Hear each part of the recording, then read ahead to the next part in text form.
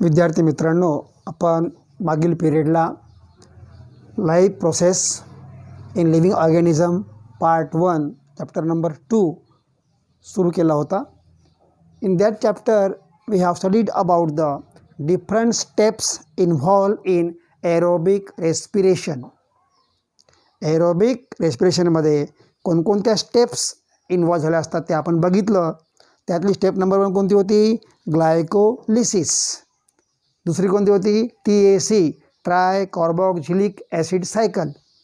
तिसरी कोणती होती? ETC electron transfer chain reaction. या प्रत्येक स्टेपमधलं which are different type of products ते पण आपण बघितले होते. त्यानंतर आता आपण बघूया, त्यामध्ये एक डायग्राम आहे. सगळ्या डायग्राम तुम्ही तुमच्या पुस्तकामधल्या काढून घ्यायच्या आणि त्याला नाव द्यायचं, प्रॅक्टिस करायची. तुम्हाला सर्वांना डायग्राम बिन पाहून काढता आले पाहिजे, हे खूप महत्त्वाचं आहे बरं का. ठीक आहे. तर आता if in the living body for respiration, तुम्हाला माहीत आहे for the respiration which are the substance used for the respiration at the cell level? Carbohydrate, proteins and fats. These are 3 main substances used for energy production during respiration process. याला म्हणतो आपण substrate, respiratory substrate, substance used for respiration. ठीक आहे, याचा अर्थ असा आहे substances used for respiration. These are basic substances. आता यामध्ये बघतो आपण की इफ इन द बॉडी, आता maximum energy supplied produced by the carbohydrates. Main substrate it is the carbohydrates to produce energy. म्हणजे कोणता सबस्टन्स जास्त एनर्जी प्रोड्यूस करतो रेस्पिरेशनमध्ये, याचं नाव आहे कार्बोहायड्रेट्स. बट इफ, आता सगळ्याच वेळेला आपल्या बॉडीमध्ये कार्बोहायड्रेट खूप असते का? कधी कधी तुम्ही उपवास करता, तुम्हाला खायला मिळत नाही, भुकेले तुम्ही असता, त्याला म्हणतो आपण in fasting and hunger period in our body carbohydrates are insufficient. त्यावेळेला आपल्या बॉडीमध्ये कार्बोहायड्रेट फार कमी असतात, अपुरे असतात. त्यावेळेला मग कसं तुमच्या बॉडीमध्ये एनर्जी तयार करेल?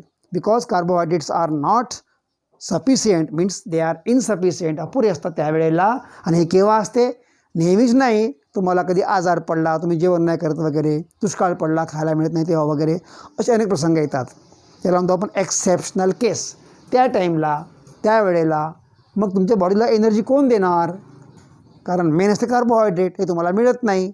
मग संपले बॉडीमधले कार्बोहायड्रेट दुष्काळामध्ये, फास्टिंगमध्ये, हंगरमध्ये. त्यावेळेला काय कराल तुम्ही? मग त्यावेळेला lipids are stored in your body, proteins are stored in your body. The proteins present in your body cells, they are used. Second substances used for the energy production. ते कोणते कोणते? लिपिड्स म्हणजे फॅट्स. दुसरे कोणते? Proteins are used. नेहमी वापरत नाही, कारण यांचे दुसरे उपयोग महत्त्वाचे अतिशय आहेत. पण तुमच्या बॉडीमध्ये समजा कार्बोहायड्रेट्स कमी आहेत आणि तुम्हाला एनर्जी पाहिजे आहेत, मग काय करणार? त्याला उपाय राहत नाही. That time lipids and proteins are used. आणि when lipids and proteins are used, तुमच्या ॲक्च्युली प्रोटीनचं काम कोणतं आहे? For your maintenance of the body, for your growth of the body, for your power of the body, आहे ना, मजबूतीसाठी तुमच्या याचं काम आहे प्रोटीनचं. पण त्यावेळेला हे वापरले जातात. त्याला म्हणतो आपण इमर्जन्सी पिरियड. त्याला म्हणतो आपण इमर्जन्सी पिरियड. जेव्हा तुमच्या बॉडीमध्ये कार्बोहायड्रेट आहेतच नाही, त्यावेळेला मग हे वापरतात. इन फास्टिंग, उपवासामध्ये आणि हंगरमध्ये, भूकमरीमध्ये याला म्हणतो आपण, आहे ना. So that time lipids are used, proteins are used for energy production. आता त्यावेळेला मग लिपिडपासून एनर्जी प्रोडक्शन कसं होते? मागच्या पिरियडला जे आपण पाहिलं, ओन्ली फ्रॉम ग्लुकोज पाहिलं आपण, नाही का. आता तुमच्या बॉडीला लिपिड्सपासून कशाप्रकारे प्रोटीन्स मिळतात. ॲक्च्युली बघा, लिपिड्स आणि प्रोटीनचं काम एनर्जी प्रोडक्शन नाही आहे, पण इमर्जन्सीमध्ये ते करतात. याचे दुसरे उपयोग आहेत, ते आपण पुढे पाहणारच आहोत. तर आता हे कसं होते बघा, लिपिड्स कन्व्हर्ट्स, म्हणजे during aerobic respiration in living organism, lipids converts to fatty acid. याचं पहिलं काय म्हणते? याचं फॅटी ॲसिड. आता लिपिड काय आहे? Big molecule. याला म्हणतो आपण मॅक्रो मॉलिक्यूल. हे कसं बनलं असते? Small molecule of fatty acid unite together and form the lipid. म्हणून मग आता लिपिड ब्रेकडाऊन, लिपिड ब्रेकडाऊन कशामध्ये, इंटू स्मॉल मॉलिक्यूल, कोणाचे, फॅटी ॲसिड, याचं बनते फॅटी ॲसिड. ठीक आहे, लिपिडचं. त्यानंतर दिस fatty acid convert into acetyl को एन्झाईम, याचं काय म्हणते, ॲसिटिल को एन्झाईम, जे तिथेही घडलं होतं ग्लायकोलिसिसमध्ये. ग्लुकोज ब्रेकडाऊन अँड फॉर्म काय बनलं होतं, पायरुविक ॲसिड, आणि पुढे काय बनलं होतं, फ्रॉम पायरुविक ॲसिड ॲसिटिल को एन्झाईम बनलं होतं ए. पण इथे डायरेक्ट इथं ग्लायकोलिसिस राहतच नाही, कारण इथं काय असते, डायरेक्ट लिपिड असते. लिपिड डायरेक्ट काय बनते, फॅटी ॲसिड बनते, आणि फॅटी ॲसिडचं काय बनते, ॲसिटिल को एन्झाईम. इथं ग्लायकोलिसिस राहत नाही, कारण ग्लुकोजच राहत नाही. बरोबर आहे. ही गोष्ट कोणाची सुरू आहे, लिपिडची सुरू आहे म्हणून. आणि मग ॲसिटिल को एन्झाईमचं काय बनते, मग शिकलो आपण TAC सायकल आणि ETC सायकल, याला म्हणतो आपण क्रेब्स सायकल, दोघा मिळून. सेकंड स्टेप कोणती, TAC सायकल, थर्ड कोणती, ETC चेन रिॲक्शन, याला म्हणतो आपण क्रेब्स सायकल. म्हणजे फ्रॉम ॲसिटिल को enzyme in the Krebs cycle energy is produce, energy is obtain. ठीक आहे. असंच घडते कोणाचं, प्रोटीनचं. Proteins in living body during respiration they are converts into amino acid, याचं काय बनते, ॲमिनो ॲसिड बनते. आणि मग पुन्हा amino acid in next step convert into acetyl को एन्झाईम ए. आणि मग ॲसिटिल को एन्झाईम तेच घडते जे पहिले घडलं होतं प्रोटीन्सबद्दल. ॲसिटिल को enzyme form energy in Krebs cycle. तर हे तुमच्या पुस्तकात डायग्राम दिले आहेत, फ्लोचार्ट दिला आहे, छान काढा.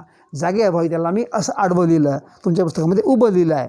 असे बाण दाखवून बघा, आहेत ना, ते पाहून घ्या आणि काळजीपूर्वक त्याला तुम्ही बिन पाहून तुम्ही लिहा.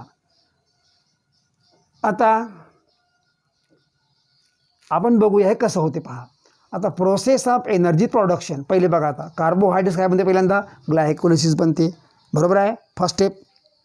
मागच्या वेळेला पहिलं आपण ते याचं बनते मग PA फर्स्ट स्टेपमध्ये. PAचं काय बनते मग ॲसिटिल को एन्झाईम ए, आणि मग TAC सायकल आणि ETC सायकल याच्यामध्ये बनते. याचं मग याला म्हणतो आपण क्रेब सायकल, बरोबर आहे. इथं मग एनर्जी बनते. ठीक आहे, इकडे बनते मग एनर्जी, याला म्हणतो आपण एनर्जी प्रोडक्शन. हे बनते एनर्जी बनते इकडे. आता लिपिडचं काय बनते, आता बोलल्याप्रमाणे हेच इथं सेम आहे. Lipids convert into fatty acid directly, there is no glycolysis. आणि fatty acid convert into acetyl को एन्झाईम. ॲसिटिल को enzyme produce energy in Krebs cycle, म्हणजे इन TAC आणि ETC. असंच प्रोटीनचं. हे म्हणजे काही नाही, फक्त फ्लो चार्ट आहे. त्या तुमच्या पुस्तकामध्ये असं देऊ नये अशा प्रकारचे. इथे त्याला मी असं आडवं घेतलेलं आहे, तुम्ही हे नीट बघून घ्यायचं. फक्त स्टेप लक्षात ठेवा. लिपिड्स किती स्टेप आहेत, वन स्टेप कोणती आहे, lipids convert into fatty acid first step. दुसरी कोणती आहे, ॲसिटिल को एन्झाईम, आणि बाकीचे मग क्रेब सायकल. इथून कामन तिन्ही, इथून तिघांचे स्टेप कामनच आहेत. ॲसिटिल को एन्झाईम, क्रेब सायकल सेम आहे. फक्त पहिली स्टेपमध्ये फरक आहे, कारण ग्लुकोजचं काय बनते, कार्बोहायड्रेटचं बनते glycolysis, glucose molecule breakdown into PA. इथं PA काही बनत नाही. PA म्हणजे काय, पायरुविक ॲसिड, इथं बनत नाही. आता हेच बाकी same. Proteins produce amino acids, म्हणजे proteins in respiration in the cell converts into amino acid, and amino acid convert into acetyl को एन्झाईम ए. ठीक आहे, अशा प्रकारे ह्या स्टेप्स आहेत. तुम्ही ते फ्लोचार्ट काढून घ्यायचं. इथे आपल्याला एवढीच गोष्ट लक्षात घ्यायची आहे, ती म्हणजे कोणती, if carbohydrates are insufficient in the living body, how proteins and lipids are use to produce the energy and the steps. याच्यातले स्टेप पाहून घ्यायच्या सांगितल्याप्रमाणे. आता त्या पुढचं आहे एनर्जी प्रोडक्शन. आता हे बघितलं आपण की ॲरोबिक रेस्पिरेशनमध्ये कशा प्रकारे एनर्जी प्रोडक्शन होते. आता पुढचं बघणार आहोत आपण, how the energy is produced in and aerobic respiration. सगळेच लिव्हिंग ऑक्सिजनमध्ये रेस्पिरेशन प्रोसेस पार पाडत नाही, ते करू शकत नाही. मग त्यांना काय पाहिजे, त्यांना ऑक्सिजन नाही पाहिजे. They only do respiration in absence of oxygen. Oxygen नसेल तरच ते करतात रेस्पिरेशन. त्याला म्हणतो आपण ॲनएरोबिक रेस्पिरेशन. याला काय नाव आहे? ॲनएरोबिक रेस्पिरेशन. सो आता पाहणार आहोत आपण. आता हे बघितलं आपण यापूर्वी कोणतं होतं? ॲरोबिक होतं respiration. Respiration only in presence of oxygen. आता हे कोणतं राहील? Anaerobic means the respiration process without oxygen, म्हणजे in the absence of oxygen. याला म्हणतो आपण ॲनएरोबिक रेस्पिरेशन. हे कुठं होते? Micro organism. कुठं होते हे? Micro organism. किंवा तुमच्या बॉडीसुद्धा होते. मसल सेल्स, ईस्ट सेल इथं होते हे. याच्यामध्ये 2 स्टेप्स आहेत बघा. आता कुठं होते हे? ॲनएरोबिक रेस्पिरेशन टेक्स प्लेस, बरोबर आहे, in many bacteria in the yeast cell and higher plants, higher ॲनिमल्समध्ये असते मसल सेल्स, इथं पण होतात. ते पाहणार आहोत आपण. आता याचे 2 स्टेप आहेत. Steps of anaerobic respiration. Step किती आहेत? 2 स्टेप्स. पहिली कोणती आहे? ग्लायकोलिसिस अँड सेकंड आहे फर्मेंटेशन. आता इथे वापरणार आहेत कोणतं? ग्लुकोजस प्रामुख्याने. तर पहिल्यांदा पाहू आपण ग्लायकोलिसिस. बघा, स्टेप्स ऑफ ॲनएरोबिक रेस्पिरेशन. आपण 2 गोष्टी पाहिल्या. ॲनएरोबिक रेस्पिरेशन होते. का बरं होते? Because these livings only respire in absence of oxygen. If oxygen is available, they cannot respire. They only do this in absence of oxygen. Example सांगितलं तुम्हाला कोणते आहेत? Bacteria, muscle cells of higher animals, yeast cells etcetera.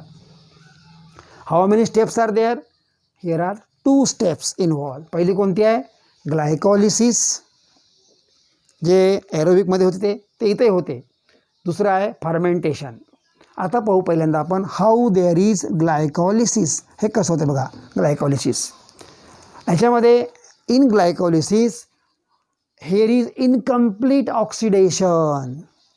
Glucose molecule is not completely oxidized here. म्हणून इथं less energy is produced and it form pyruvic acid. हे same आहे मागच्यासारखंच. From glycolysis, in the glycolysis process, in incomplete oxidation process, it form pyruvic acid. ठीक आहे. आता मग pyruvic acid बनला इथं. हे झालं पहिली स्टेप. कोणती? ग्लायकोलिसिसचं एकच काम आहे, पायरुविक ॲसिड बनवणं. आता इथे मग in the fermentation process pyruvic acid converts into organic acid किंवा अल्कोहोल. हे कोण करते? By some enzymes. There are present enzymes. So these enzymes convert pyruvic acid into different products, organic products, alcohol etcetera. त्याला म्हणतो आपण fermentation process. का म्हणतो त्याला आपण?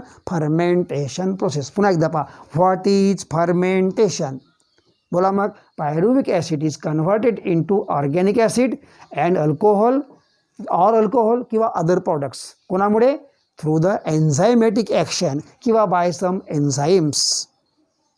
याला म्हणतो आपण fermentation. It is called as fermentation process. Conversion of pyruvic acid in different organic products, acids etcetera by enzymes. याला म्हणतो आपण फर्मेंटेशन प्रोसेस. आता हे कुठे होते? हे सम हायर प्लॅन्ट्स किंवा ॲनिमल्स आणि एरोबिक मायक्रो ऑर्गॅनिझम्स. आता एरोबिक मायक्रोब्स म्हणजे मायक्रो ऑर्गॅनिझम कोणाला म्हणायचं?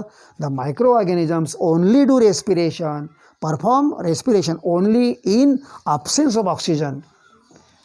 आणखी बघा आता, they perform anaerobic respiration if oxygen level in surrounding depletes. तुमच्या बॉडीतसुद्धा काही वेळा असं होते की जेव्हा ऑक्सिजन लेवल कमी असते त्यावेळेला उपाय राहत नाही, एनर्जी आपल्याला पाहिजे असते. मग त्यावेळेला there is only one option. कोणता? Anaerobic respiration. आता जसं तुम्ही सीड्स पाण्यामध्ये भिजू घालता की नाही? सो सीड्स आर सबमर्ज, बुडलेले असतात अंडर द वॉटर, बरोबर आहे. त्यावेळेला विल दे गेट ऑक्सिजन? पाण्याच्या आतमध्ये ऑक्सिजन असणार का? नाही असणार, फार कमी असणार किंवा अजिबात नसणार. मग त्यावेळेला सीड्सला कोंब फुटतात, सीड्स जर्मिनेट होते की नाही? Seed germinate. त्यावेळेला मग ते कसे सांगा जर्मिनेट कसे होणार? या वेळेला इथं गरज पडते ॲनॅरोबिक रेस्पिरेशनची. कशी काय बघा. So when level of oxygen in surrounding depletes म्हणजे कमी होत्या वेळेला, germination of water submerge seed, त्यावेळेला मग seeds only perform anaerobic respiration आणि त्यांना मग कोंब फुटतात. बरोबर आहे. याला म्हणतो आपण seed germination in the absence of oxygen, याला म्हणतो आपण ॲनॅरोबिक रेस्पिरेशन. हे झालं एक उदाहरण, तुम्ही पाहिले आहे ना. बघा, आणि ज्या वेळेला सीडला कोंब फुटतात, तुम्ही मोठ वगैरे खाता, कोंब आलेले मोठ खाता, तुम्ही कडदाणे खाता, तुम्ही मोठ खाता, कडदाणे खाता, मूग खाता, बरोबर आहे, कोंब आलेले. आणि तुम्ही यांची वास घेऊन पहा, तुम्हाला आंबट वाटते आंबट, कारण ते आहे फर्मेंटेशन प्रोसेस, आंबवून याला म्हणतो आपण. ठीक आहे. हे तुम्हाला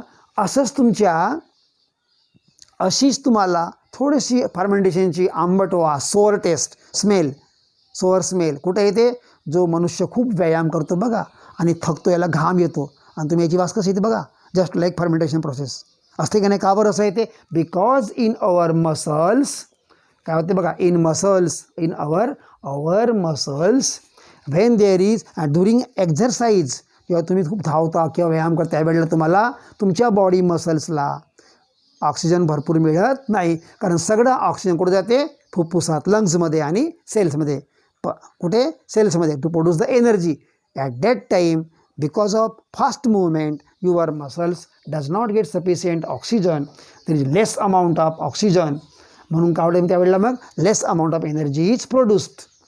आणि ह्या वेळेला काय होते मग, in your muscles anaerobic respiration takes place, your muscle cells takes place कोणते, ॲनॅरोबिक रेस्पिरेशन. आणि इथं which product is form, lactic acid, इथं काय म्हणते याचं, लॅक्टिक ॲसिड. आणि म्हणून because of lactic acids produce in the muscle cells due to anaerobic respiration, बरोबर आहे, ड्यू टू लॅक्टिक ॲसिड तुम्हाला काय वाटते, वी फील टायर्ड, आणि तुम्हाला थकवा येतो, तुम्ही बसता, खूप धावल्यावर किंवा व्यायाम केल्यावर तुम्ही बसता, थकता की नाही, कशामुळे, because of formation of lactic acid. ते कसं काय, due to anaerobic respiration in muscle cells, कशामुळे, ड्यू टू इनसफिशियंट ऑक्सिजन. केव्हा, ड्युरिंग द एक्झरसाइज. याला आपण सरळ कसं करूया, in our muscle cells during exercise less amount of oxygen is there, so our muscle cells produce anaerobic respiration and less amount of energy produced and lactic acid is produced. Due to lactic acid produced in the muscle cells we feel tired. आणि थोड्या वेळानं काय होते मग, पुन्हा आपण आराम केलं, विश्रांती घेतली, इफ वी टेक रेस्ट, त्यावेळेला काय होते, लॅक्टिक ॲसिड अगेन डिसअपिअर, पुन्हा नाहीसा होतो, and again we feel fresh, पुन्हा आपल्याला काय वाटते, फ्रेश वाटते, पुन्हा आपण धावतो. मग याचं कारण ते आहे. आता याचे स्टेप्स बघा, हे तुम्हाला सुद्धा असंच फ्लो चार्टनी तुमच्या पुस्तकात दाखवलं आहे, असं उभं दाखवलं आहे, याखाली एक दाखवलेलं आहे, आपण त्याला असं आडवं केलेलं आहे जागेच्या अभावी. तर बघा,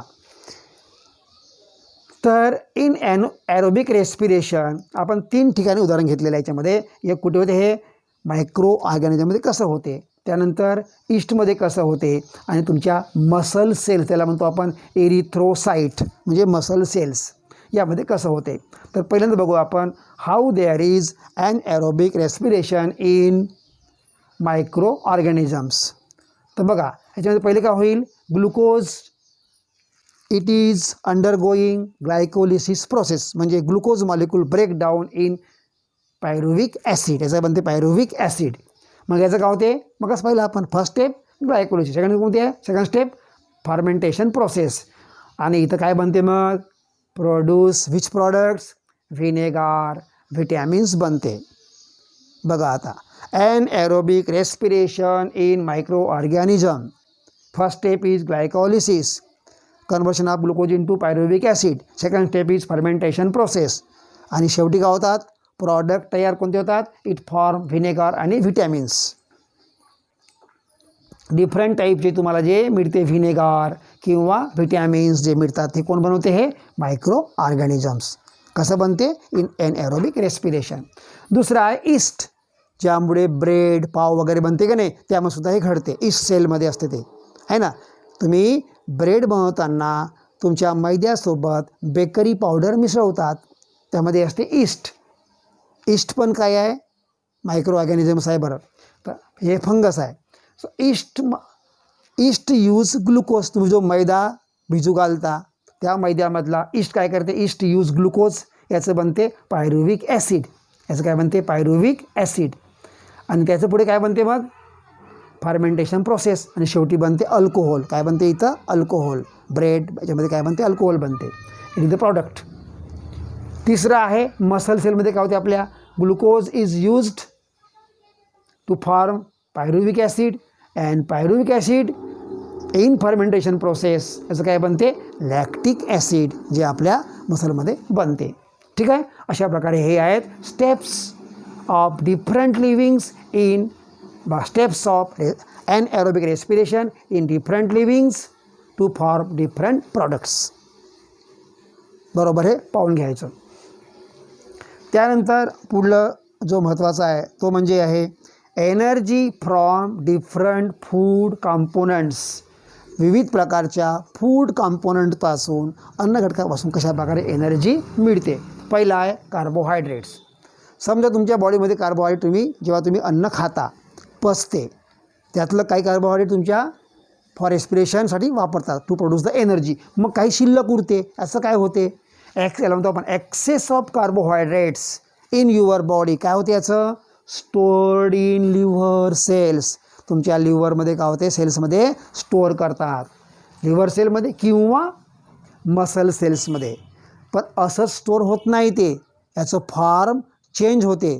carbohydrates excess in your body converted change into glycogen, आणि मग ग्लायकोजनच्या रूपात in the form of glycogen it is stored in the liver cell and muscle cells. तुमच्या बॉडीमध्ये ज्या दोनच जागा आहेत स्टोअर करण्याच्या, एक कोणती आहे? Liver cell. दुसरी कोणती आहे? Muscle cells. कशा रूपामध्ये? In the form of glycogen. Direct ग्लुकोजच्या रूपात स्टोअर होत नाही. याच्यामध्ये ग्लुकोज बनते ग्लायकोजन आणि मग स्टोअर होते. दुसरं आहे प्रोटीन्स. तुमच्या बॉडीमध्ये जे प्रोटीन्स असतात, प्रोटीन्स म्हणजे बिग मॉलिक्युल्स. ठीक आहे. तर प्रोटीन्स मॅक्रो मॉलिक्यूल म्हणजे बिग मॉलिक्युल्स. हे कसे बनतात? Many amino acid. ॲमिनो म्हणजे मायक्रो मॉलिक्यूल आहे. Many amino acids join together by the bond and that form proteins. So proteins are micro molecules. Macro, micro नाही, मॅक्रो म्हणजे मोठा. They are form by bonding between the many amino acids. आता तुमच्या बॉडीमध्ये सजीवांना दोन प्रकारचे प्रोटीन मिळतात. डायरेक्ट मांसाहार खाल्ल्यामुळे किंवा दूध वगैरे घेतल्यामुळे, याला म्हणतो आपण ॲनिमल प्रोटीन्स. कोणते म्हणतो आपण? Animal proteins. आणि आपल्याला दुसरे प्रोटीन कुठून मिळते? डाळीमधून मिळते, प्लॅन्टच्या फूडमधून मिळते. त्याला म्हणतो आपण second order proteins. So animal प्रोटीन्सला काय म्हणतो आपण? First order proteins. Animal proteins are called as first order proteins. So from the oxidation in respiration process from the 1 gram proteins how much energy is obtained? 4 calorie. किती मिळते? 4 calorie. हे माहिती ठेवा तुम्ही. फ्रॉम 1 gram ग्लुकोज किती मिळते energy? 4 kilo calorie. आणि हे फक्त 4 कॅलरी प्रोटीन्सपासून. आता तुमच्या बॉडीमध्ये प्रोटीन पोचते कसे? तुमच्या सेल्समध्ये समजून घ्या. हे तुम्ही खाता, डाळी वगैरे, दूध वगैरे, तुम्हाला प्रोटीन्स मिळतात, बरोबर आहे. These proteins in digestion process काय होते? Converts into amino acids. Digestion म्हणजे काय होते? In digestion that convert proteins into amino acid. तुम्ही जेव्हा चावता मग तुमच्या कुठे पोचते? In the stomach. मग कुठे पोचते? In the small intestine. याचं बनते काय? बनते ॲमिनो ॲसिड. First step. मग amino acids they are absorb in the blood of intestine. तुमच्या इंटेस्टाईनच्या ब्लडमध्ये ॲमिनो ॲसिडच फक्त ॲब्सॉर्ब होतात, डायरेक्ट प्रोटीन ॲब्सॉर्ब होत नाही. म्हणून त्यांना पहिले पचावं लागते, डायजेशन व्हावं लागते. पचण्यामध्ये काय होते? Proteins convert into amino acid, आणि मग amino acid absorb in the blood. ब्लडमध्ये ते आले तुमच्या इंटेस्टाईनच्या, तर पुढे काय होते? मग blood transport that amino acid to cells. बरोबर आहे. सगळ्या सेलमध्ये तो ब्लड त्यांना पोचवते. म्हणजे absorb amino acids they are transported to cells via म्हणजे थ्रू ब्लड, आणि मग ते सेल्समध्ये गेल्यावर पुन्हा होते सर्कस. कशी? From that amino acids again they join together and they form different types of useful proteins for your body. तुमच्या बॉडीला अनेक प्रकारच्या प्रोटीनची गरज असते. पुन्हा त्या सेल्समध्ये प्रोटीन पोचले ब्लडद्वारे की त्यांच्यापासून मग विविध प्रकारचे प्रोटीन्स गरजेनुसार तयार होतात. So different type of proteins are again produce from the amino acid in the cell as per the need, as per the essential work. आता तुमच्या बॉडीमध्ये पुढची महत्त्वाची बाब अशी आहे, कोणत्या which are different types of proteins essential necessary for your living body. कोणते तुम्हाला प्रोटीन्स आवश्यक असतात बॉडीमध्ये आपल्या, जे नंतर मग पुन्हा ॲमिनो ॲसिडपासून सेलमध्ये गेल्यावर बनत असतात. तर बघा कोणते प्रोटीन्स आहेत. नंबर 1 ब्लड प्रोटीन्स, हे तुम्ही पक्का माहीत ठेवा, ब्लड प्रोटीन्स. दुसरं आहे बघा स्किन प्रोटीन्स. तिसरं आहे बोन प्रोटीन्स. चौथा आहे सेल मेम्ब्रेन प्रोटीन्स. पाचवा आहे पँक्रियाज प्रोटीन्स. सहावा आहे पिट्युटरी ग्लँड प्रोटीन्स. आणि सातवा आहे मस्क्युलर प्रोटीन्स. म्हणजे तुमच्या बॉडीमध्ये ओव्हरऑल किती प्रकारचे प्रोटीन्स आहेत? 7 प्रकारचे प्रोटीन्स आहेत.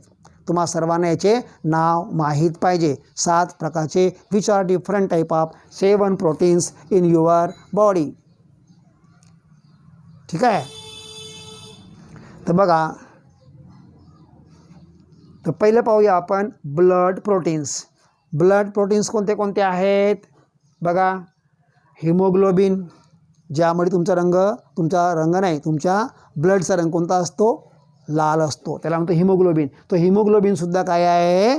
प्रोटीन्स आहे. दुसरा आहे अँटीबॉडीज, ज्यामुळे तुम्हाला तुमचे पेशी, तुमच्या सेल्स जंतूंना मारून टाकतात. तुमची रोगप्रतिकारशक्ती स्ट्रॉंग असते, त्याला म्हणतो अँटीबॉडीज. तर म्हणजे ब्लडमधले 2 प्रोटीन्स असतात. कोणते कोणते? हिमोग्लोबिन एक, दुसरा आहे अँटीबॉडीज. स्किनमध्ये कोणते प्रोटीन असतात? मेलॅनिन, ज्यामुळे तुमच्या बॉडीचा रंग ठरला असतो, काळा गोरा. केरॅटिन, केरॅटिन म्हणजे केसांचा रंग ठरला असतो, केस आणि त्वचेला रंग देतात स्किनला, याला म्हणतो आपण. हे 2 प्रोटीन असतात तुमच्या स्किनमध्ये. कोणते कोणते? मेलॅनिन आणि केरॅटिन. त्यानंतर बोनमध्ये पण असते प्रोटीन्स, त्याला म्हणतो आपण ओसिन. काय नाव आहे? Ossein is the example of bone proteins. त्यानंतर सेल मेम्ब्रेन, तुमच्या बॉडीमधल्या सेल्स, त्याचं मेम्ब्रेन, इथे पण प्रोटीन असतात. इथे ते कोणते आहेत? Hormones, different type of hormones, they are also proteins of cell membrane. त्यानंतर पँक्रियाज, हे प्रोटीन्स खूप महत्त्वाचं आहे. पँक्रियाजमध्ये there is insulin. Insulin this is the protein. Insulin काय आहे? प्रोटीन्स आहे. कुठे असते ते? पँक्रियाजमध्ये असते. समजा हे इन्सुलिन जर नाही भेटलं तुमच्या for your digestion, for your respiration, तर काय होईल? फॉर युअर मेटाबॉलिझम, तर काय होईल? तुम्हाला शुगर लेवल एकदम वाढते आणि मग तो आपण त्याला काय झालं? डायबिटीज झाला म्हणतो, शुगरचं आजार झाला म्हणतो. कोणामुळे? हे इन्सुलिनच्या अभावामुळे, कमतरतेमुळे. So insulin it is also pancreatic proteins. मग कोणता आहे? पिट्युटरी ग्लँड, तुमच्या सगळ्या शरीराचे हार्मोन्सला कंट्रोल करणारी ग्लँड, ही तुमच्या मेंदूच्या भागात असते, याला म्हणतो आपण पिट्युटरी ग्लँड. इथं पण असतात प्रोटीन्स. ते कोणते असतात प्रोटीन्स?